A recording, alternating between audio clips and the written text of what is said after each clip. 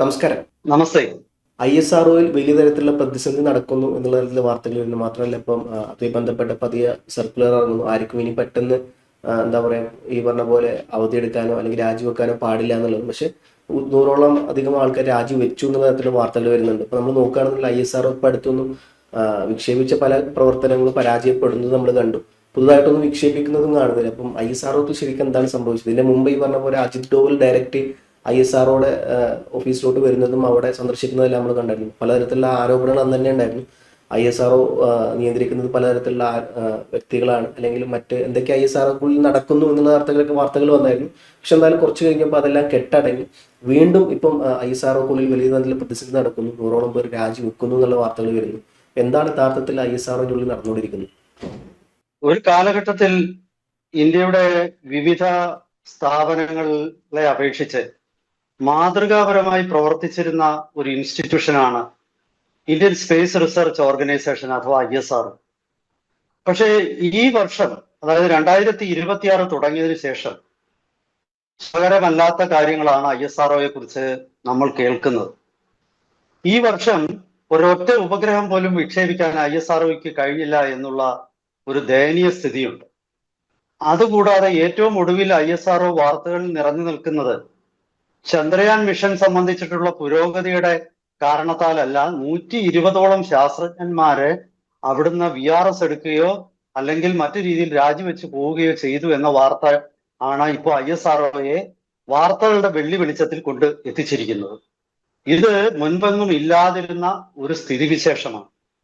ഇതൊക്കെ സംഭവിച്ചത് ഈ ജാനുവരി ISROയുടെ ഈ പ്രതിസന്ധി മനസ്സിലാക്കിയിട്ട് അതിന് പരിഹാരം കാണാനായിട്ട് ജാനുവരി 22, 23 തീയതികളിൽ ISROയുടെ പ്രധാന കേന്ദ്രമായ വിക്രം സാരാഭായ് സ്പേസ് സെന്റർ, അത് തിരുവനന്തപുരത്താണ്, ആ ഓഫീസിൽ ദേശീയ സുരക്ഷാ ഉപദേഷ്ടാവ് ശ്രീ അജിത് ഡോവൽ നേരിട്ട് വന്ന് ചർച്ച നടത്തി അദ്ദേഹം നേരിട്ട് മനസ്സിലാക്കി പ്രധാനമന്ത്രിയെ ബ്രീഫ് ചെയ്തതിനു ശേഷമാണ് ഇപ്പോഴും ഇത് സംഭവിക്കുന്നത് എന്നുള്ളത് അത് അത്യന്തം ഖേദകരമായ ഒരു വസ്തുതയാണെന്ന് എനിക്ക് പറയാതെ നിവർത്തിയില്ല. എന്താണ് ISROയിൽ സംഭവിക്കുന്നത്? നമുക്ക് മനസ്സിലാകുന്നില്ല. എന്താണ് ISRO ഇങ്ങനെ ഈ ഒറ്റയടിക്ക് അവിടെ സംഭവിച്ചു പോയതെന്നുള്ളത്. ഈ രാജിവെച്ച ശാസ്ത്രജ്ഞന്മാർ ഏതൊരു കാലം തൊട്ട് ഏതൊരു കാലം വരെയാണെന്നുള്ളതിനെ കുറിച്ച് ISRO കൃത്യമായിട്ട് വിവരം പുറത്തു വിട്ടിട്ടില്ല. പക്ഷേ വാർത്തകളുടെ അടിസ്ഥാനത്തിൽ നോക്കുമ്പോൾ കഴിഞ്ഞ 6-7 മാസത്തിനുള്ളിലാണ് ഈ 120 രാജി എന്നുള്ളത് ഞെട്ടിപ്പിക്കുന്ന വസ്തുതയാണെന്ന് പറയാതിരിക്കാൻ നിർവാഹമില്ല. കണ്ണുള്ളവർ കാണട്ടെ, ചെവിയുള്ളവർ കേൾക്കട്ടെ എന്ന് മാത്രമേ ഈ വിഷയത്തിൽ എനിക്ക് സംസാരിക്കാനുള്ളൂ. ഇന്ത്യയുടെ അഭിമാന പദ്ധതികളായ ഗഗൻയാൻ, ചന്ദ്രയാൻ 3 തുടങ്ങിയ മിഷനുകൾ ഒക്കെ തന്നെ പ്രതിസന്ധിയിലേക്ക് പോവുകയാണെന്നാണ് വാർത്തകൾ സൂചിപ്പിക്കുന്നത്.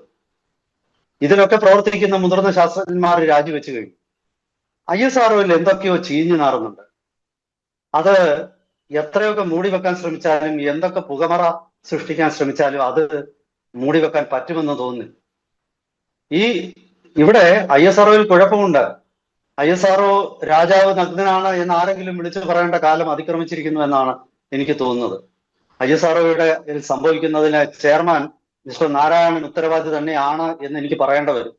കാരണം മിസ്റ്റർ നാരായണൻ ആ സ്ഥാനത്ത് ഇരിക്കുമ്പോൾ അദ്ദേഹത്തിന്റെ സ്ഥാപനത്തിൽ സംഭവിക്കുന്നതിനെ കുറിച്ച് അദ്ദേഹത്തിന് ഉത്തരവാദിത്വം ഇല്ലെങ്കിൽ പിന്നെ ആർക്കാണ് ഉത്തരവാദിത്വം? അതുകൊണ്ട് മിസ്റ്റർ നാരായണൻ, താങ്കൾക്ക് ഈ ഉത്തരവാദിത്വത്തിൽ നിന്നും ഒളിച്ചു ഓടാൻ സാധ്യമല്ല. താങ്കൾ ഈ രാജ്യത്തിനോട് താങ്കൾക്ക് മറുപടി പറയേണ്ടതുണ്ട് എന്നാണ് എനിക്ക് തോന്നുന്നത്. എന്താണ് നിങ്ങളുടെ സ്ഥാപനത്തിൽ സംഭവിക്കുന്നത്? ISROയുടെ വർക്ക്ഫോഴ്സ് ലോഞ്ച് വെഹിക്കിൾ എന്ന് പറയുന്ന ഏതാണ്ട് 90-ലധികം പരാജയമില്ലാതെ തുടർച്ചയായ വിജയങ്ങൾ സമ്മാനിച്ച PSLV rocket, polar satellite launch വെഹിക്കിളിന് എന്താണ് സംഭവിച്ചിരിക്കുന്നത്? PSLV 62 C-62 2026 ജനുവരി 12-ാം തീയതി അതിന്റെ വിക്ഷേപണം പരാജയപ്പെടുന്നു. അതിനു മുമ്പ് മെയ് 2025 PSLV C-61 പരാജയപ്പെട്ടു. അതായത് PSLVയുടെ 2 തുടർച്ചയായ back to back launches, C-61, C-62 2 ലോഞ്ചും പരാജയപ്പെട്ടു. 90 വിജയകരമായ ലോഞ്ചിന് ശേഷം ഒരു റോക്കറ്റ് പരാജയപ്പെട്ടെങ്കിൽ അത് അട്ടിമറിയല്ല പിന്നെ എന്താണ്? 3-ാം ഘട്ടമാണ് 2 റോക്കറ്റിന്റെയും പരാജയപ്പെട്ടത്. ഇത് പഠിക്കാൻ റോക്കറ്റ്, ഇത് ഞാൻ പറയുമ്പോൾ തനിക്ക് ഇത് പറയാൻ എന്താ അർഹത എന്ന് ചോദിക്കുന്നവരോട് എനിക്ക് പറയാനുള്ളത്, ഇത് പറയാൻ റോക്കറ്റ് ISRO ശാസ്ത്രജ്ഞനാവണമെന്നൊന്നുമില്ല. 90 തവണ തുടർച്ചയായിട്ട് വിജയിച്ച ഒരു യന്ത്രം അതിനുശേഷം തുടർച്ചയായിട്ട് പരാജയപ്പെട്ടെങ്കിൽ അവിടെ എന്തോ ഒരു കുഴപ്പമുണ്ട്. ഇല്ലേ? എന്താണ് ആ കുഴപ്പം? 2 തവണയും 3-ാം ഘട്ടമാണ് റോക്കറ്റിന്റെ പരാജയപ്പെട്ടത്. അത് കാരണം രാജ്യത്തിനെ സംഭവിച്ച എത്ര വലിയ നഷ്ടങ്ങളാണ്. ഈ അവസാനത്തെ ISROയുടെ വിജയകരമായ വിക്ഷേപണം എന്ന് പറയുന്നത് 2024 2025 ഡിസംബർ 24-ന് ലോഞ്ച് വെഹിക്കിൾ 3 ഉപയോഗിച്ച് LV-3 M6 ബ്ലൂബേർഡ് എന്ന റോക്കറ്റ് ഉപയോഗിച്ച് വിക്ഷേപിച്ച അതിന്റെ ബ്ലോക്ക് 2 മിഷനാണ്.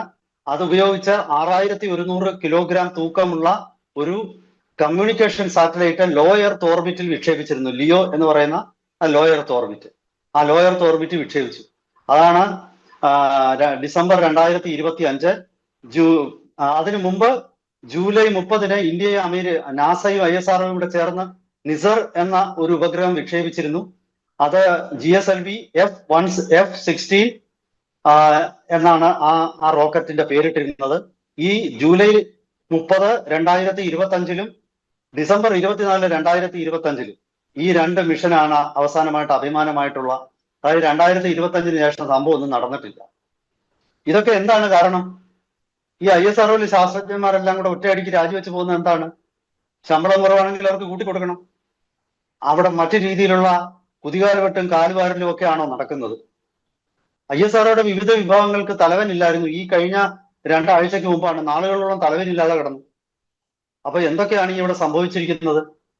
ഇതൊന്നും നമുക്ക് മനസ്സിലാവുന്നില്ല. ഇതൊന്നും ആരും ചോദിക്കുന്നില്ല. ഇന്ത്യയിലെ പ്രതിപക്ഷം, രാഹുൽ ഗാന്ധിയുടെ നേതൃത്വത്തിലുള്ള പ്രതിപക്ഷത്തിന് പ്രസക്തമായ ചോദ്യങ്ങളൊന്നും ചോദിക്കാൻ പറ്റുന്നില്ല എന്നുള്ളതാണ് ദൗർഭാഗ്യകരമായ ഒരു വസ്തുത. കാരണം ഈ വകുപ്പ്, സ്പേസ് വകുപ്പ്, പ്രധാനമന്ത്രിയുടെ നേരിട്ടുള്ള നിയന്ത്രണത്തിലാണ്. അതിനൊരു സഹമന്ത്രിയുണ്ട്. പക്ഷെ എങ്കിലും പ്രധാനമന്ത്രിയോട് ചോദിക്കേണ്ട ചോദ്യങ്ങൾ ചോദിക്കാൻ എന്തുകൊണ്ട് രാഹുൽ ഗാന്ധിക്ക് കഴിയുന്നില്ല? രാഹുൽ ഗാന്ധി ആവശ്യമില്ലാതെ കോക്രോച്ച് പാർട്ടിയുടെയും മറ്റു പാർട്ടിയുടെയും ഒക്കെ പുറകെ നടക്കുകയാണ്. ഇത്തരം രാജ്യത്തിന്റെ സുപ്രധാനമായ തന്ത്രപ്രധാനമായ മേഖലകളെ കുറിച്ച് ചോദിക്കാൻ അദ്ദേഹത്തിന് കഴിയുന്നില്ല എന്നുള്ളത് എന്തായാലും എനിക്ക് കൂടുതലൊന്നും അതിനെക്കുറിച്ച് പറയാനില്ല. ISRO ഈ വർഷം മാർച്ച് വരെ ഏതാണ്ട് 7 ഉപഗ്രഹങ്ങൾ ലോഞ്ച് ചെയ്യുമെന്നൊക്കെയാണ് നാരായണൻ വീരവാദം മുഴക്കിയത്. പക്ഷെ ഒന്നും ഇതുവരെ മേളോട്ട് പോയിട്ടില്ല. ഞാൻ ISROയെ എപ്പോഴും പ്രകീർത്തിച്ച് വാർത്തകൾ ചെയ്തുകൊണ്ടിരുന്ന ആളാണ്. പക്ഷെ ഇപ്രാവശ്യം എനിക്ക് വിമർശനാത്മകമായി സംസാരിക്കാതിരിക്കാൻ എനിക്ക് യാതൊരു നിർവാഹവുമില്ല. എന്തെങ്കിലും നല്ല കാര്യം ചെയ്യട്ടെ, അപ്പോൾ ഞാൻ അഭിനന്ദിക്കാം. അതായത് ഈ ഗഗൻയാൻ ഫ്ലൈറ്റ് ഒരു മിഷൻ ലോഞ്ച് ചെയ്യേണ്ടതായിരുന്നു. ഗഗൻയാന്റെ ഭാഗമായിട്ടുള്ള അൺക്രൂഡ്, അതായത് ആളില്ലാത്ത ഒരു ഗഗൻയാൻ, അതും ശരിയായി പോകുന്നില്ല. EOS N1 earth observation satellite N1 അത് ലോഞ്ച് ചെയ്തില്ല. 18 കോ പാസഞ്ചർ സാറ്റലൈറ്റുകൾ, ഇങ്ങനെ എത്ര ഉപഗ്രഹങ്ങളാണ് വിക്ഷേപിക്കാനിരുന്നത്?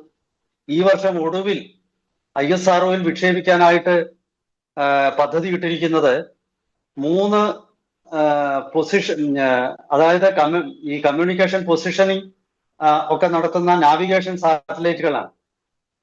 NVS 03, NVS 04, NVS 05 അങ്ങനെയുള്ള 3 ഡെഡിക്കേറ്റഡ് നാവിഗേഷൻ സാറ്റലൈറ്റ്സ്. ആ ഡെഡിക്കേറ്റഡ് നാവിഗേഷൻ സാറ്റലൈറ്റ് ഇന്ത്യക്ക് വിക്ഷേപിക്കാൻ പറ്റുമോ ഈ വർഷം ഒടുവിൽ? എങ്കിൽ ഈ പേര് ദോഷം കുറെയൊക്കെ ഒന്ന് മാറിക്കിട്ടുമായിരുന്നു. അതായത് പിന്നെ നാവിക് എന്ന ഇന്ത്യയുടെ കമ്മ്യൂണിക്കേഷൻ സാറ്റലൈറ്റ് സിസ്റ്റം, ഇപ്പൊ നമ്മൾ അമേരിക്കയുടെ GPS പോലെ ഉള്ള നമ്മുടെ സ്വന്തം നാവിഗേഷൻ പൊസിഷൻ സിസ്റ്റം, GNSS, അതായത് ഗ്ലോബൽ നാവിഗേഷൻ സിസ്റ്റം, നമ്മൾക്ക് ഇപ്പോ കഷ്ടിച്ച് പ്രവർത്തിക്കുകയാണ്. 7 ഉപഗ്രഹങ്ങൾ ഒരേ സമയം പ്രവർത്തിക്കേണ്ട സ്ഥലത്ത് വെറും 3 ഉപഗ്രഹങ്ങളുമായിട്ടാണ് അത് നിൽക്കുന്നത്. ഈ 3 ഉപഗ്രഹങ്ങൾ NVS 03, NVS 04, NVS 05 എന്ന 3 ഉപഗ്രഹങ്ങൾ വിക്ഷേപിക്കുകയാണെങ്കിൽ, ഈ വർഷം ഒടുവിൽ വിക്ഷേപിക്കുകയാണെങ്കിൽ, നമ്മുടെ നാവിക്കിന്റെ പ്രവർത്തനം നമുക്ക് വലിയ കുഴപ്പമില്ലാതെ മുന്നോട്ട് കൊണ്ടുപോകാം. ഒരു 12 ഉപഗ്രഹങ്ങളെങ്കിലും ആക്കി അത് വർദ്ധിപ്പിച്ച് ഒരു നല്ലൊരു കോൺസ്റ്റലേഷൻ, ഇന്ത്യയുടെ നെയ്ബർഹുഡിനെയും കവർ ചെയ്യുന്ന ഒരു കോൺസ്റ്റലേഷൻ ആക്കി ഇതിനകം മാറ്റിയെടുക്കേണ്ടത് ആരാണ് ഇതിനൊക്കെ തടസ്സം നിന്നത്? ഇതൊക്കെ അട്ടിമറി അല്ലാതെ പിന്നെ ആണെന്നല്ലേ സാധാരണ നമ്മളെപ്പോലുള്ള മാധ്യമപ്രവർത്തകർ ചിന്തിക്കേണ്ടത്? അട്ടിമറി അല്ലെങ്കിൽ കഴിവുകൾ, അതല്ലെങ്കിൽ തുടർച്ചയായിട്ട് ഒരു റോക്കറ്റ് 90 തവണ വിജയിച്ച ഒരു റോക്കറ്റ് പിന്നീട് അത് പരാജയപ്പെടാൻ തുടങ്ങി, തുടർച്ചയായിട്ട് പരാജയപ്പെടുന്നു, അതിന്റെ ഒരേ സ്റ്റേജ് തന്നെ പരാജയപ്പെടുന്നു എന്നൊക്കെ വരുമ്പോൾ ഒന്നുകിൽ അട്ടിമറിയാണ്, അല്ലെങ്കിൽ ഈ ശാസ്ത്രജ്ഞന്മാരുടെ കഴിവുകേടാണ്. ഇത് രണ്ടിലേതെങ്കിലും സമ്മതിച്ചേ പറ്റൂ. അതായത് ഇതിനിടയ്ക്കൊരു ഒരു സ്ഥലമില്ല കയറി ഒളിച്ചിരിക്കാൻ. ഒന്നീ നിങ്ങൾ വിജയിച്ചു, അല്ലെ പരാജയപ്പെട്ടു. ഇത് പളവെന്നും പഴമെന്നും രണ്ടും പറയാൻ പറ്റത്തില്ല. ഇതിലേതെങ്കിലും ഒന്ന് തീരുമാനിച്ചേ പറ്റുള്ളൂ. വേണമെന്നോ വേണ്ടെന്നോ പറയണം. വേണ്ടണം എന്ന് പറയാൻ പറ്റില്ല. എന്താണ് ISROയ്ക്ക് സംഭവിക്കുന്നത്? ISROയിലെ ഒരു വൺ അട്ടിമറി ആരെങ്കിലും സംഭവിപ്പിച്ചോ? ഈ അടുത്ത കാലത്ത് ഇന്ത്യയുടെ ഒരു എർത്ത് ഒബ്സർവേഷൻ സാറ്റലൈറ്റ് പിന്നെ ഒരു സ്വകാര്യ കമ്പനി വിക്ഷേപിച്ചിട്ട് അതും പരാജയപ്പെടുന്നു. ഇന്ത്യയുടെ ഉപഗ്രഹങ്ങൾക്കെതിരെയും ലോഞ്ച് വെഹിക്കിളിനെതിരെയും ആരെങ്കിലും അട്ടിമറി ശ്രമം നടത്തുകയാണ്. ഇതൊന്നും വായടച്ച് ഇരുന്നാൽ പോരാ. ഇത് രാജ്യത്തിനോട് പറയേണ്ട ബാധ്യത ഇതുണ്ട്. ഇതൊന്നും പിന്നെ സ്ട്രാറ്റജിക് സെക്യൂരിറ്റി ആണെന്നും അത് പറഞ്ഞു കഴിഞ്ഞാൽ നമുക്ക് പ്രശ്നമാണെന്നുണ്ടെങ്കിൽ പിന്നെ നിങ്ങൾ അവിടെ ഇരിക്കേണ്ട കാര്യമില്ല. അവിടെ ഇരുന്ന് ഇതൊക്കെ നന്നാക്കാൻ ശരിയായിട്ട് കാര്യങ്ങൾ ചെയ്യാൻ പറ്റുന്ന ആളിനെ അവിടെ കൊണ്ട് ഇരുത്തട്ടെ. എന്തായാലും ശരി, ഇതിനെക്കുറിച്ച് മിണ്ടാതിരുന്നത് കൊണ്ട് എല്ലാവരുടെയും കണ്ണു മൂടിക്കെട്ടത്തില്ല. കണ്ണടച്ച് പൂച്ച പാല് കുടിച്ചാൽ പൂച്ചയ്ക്ക് ലോകം ഇരുട്ടായിരിക്കും, പക്ഷെ ലോകത്തിന് ലോകം ഇരുട്ടാവില്ല. അതൊക്കെ തെറ്റിദ്ധാരണകളാണ്.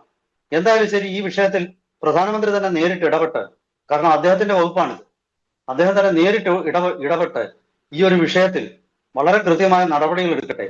പ്രസക്തമായ ചോദ്യങ്ങൾ ചോദിക്കാൻ ഇന്ത്യയിലെ പ്രതിപക്ഷത്തിന് കഴിയുമെങ്കിൽ ഈ ഇത്തരം ഒരുപാട് വിഷയങ്ങളിൽ പരിഹാരമുണ്ടായേനെ. ജാഗ്രതയോടെയുള്ള ഒരു പ്രതിപക്ഷവും കാര്യക്ഷമതയുള്ള ഒരു ഭരണകൂടവും അതാണ് നമ്മുടെ നാടിന് ആവശ്യമുള്ളത്. എന്തായാലും ശരി, ഇപ്പോൾ ISROയുടെ സ്ഥിതി അത്ര ഒരു ഭംഗിയായിട്ടുള്ള ഒരു സ്ഥിതിയല്ല. ISROയിൽ ചിലർ കുത്തകയോടെ അവരുടെ കുത്തകയാക്കി മാറ്റാൻ ISRO ശ്രമിക്കുന്നതായിട്ടൊരു സൂചനയുണ്ട്.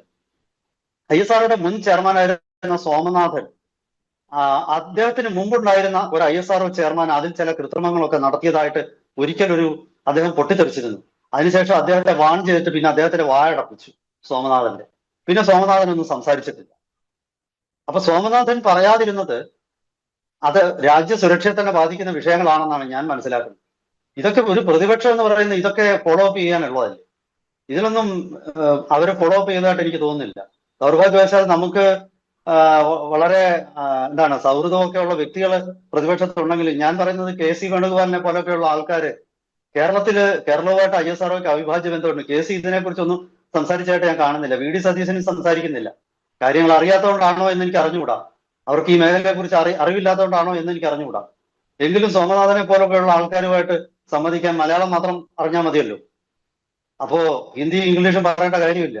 ശശി തരൂരിനെ വിളിച്ചു വരുത്തേണ്ട കാര്യവുമില്ല.